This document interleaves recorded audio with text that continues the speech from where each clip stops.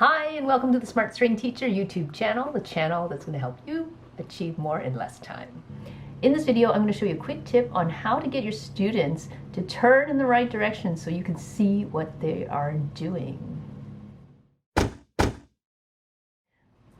So have you ever tried to see what your students are doing and you're like totally confused as to which way to get them to turn? I've got a quick tip for you that will make that so much easier. Now, before you teach your students the tips in this video, make sure they're properly positioned on the screen, and I covered that in the first video, so make sure you go and see that one. So the first thing you're going to do is to get your students to picture a clock. Now, if you're teaching younger students, you might have to draw that clock out for them and show them where all the numbers are. The next thing you're going to do is you're going to get them to picture the clock on the floor in front of them.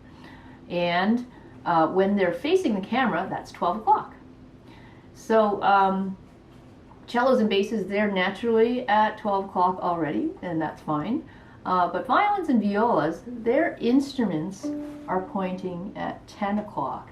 Now, this is what I call home base for violins and violas. So this is the default position that they should be in whenever we're playing, because this is the position where you can see almost everything at.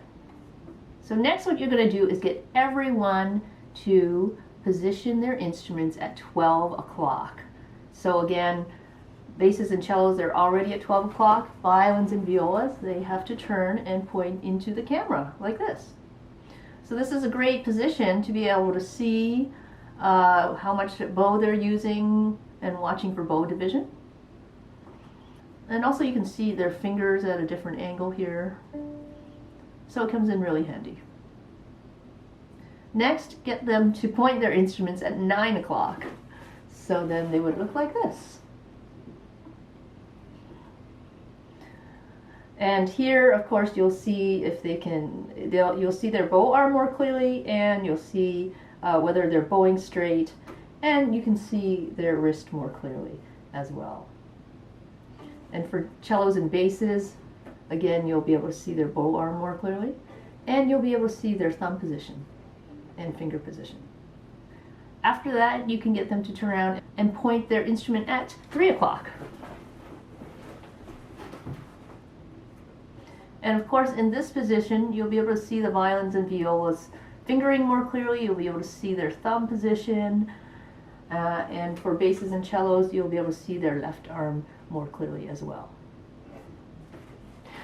And of course, you also want to practice all those positions in between. So 12 o'clock, 11 o'clock, 10 o'clock,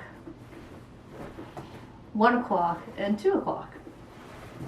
So you can make a little game out of that and see how quickly your students can get into the positions that you want them to be at.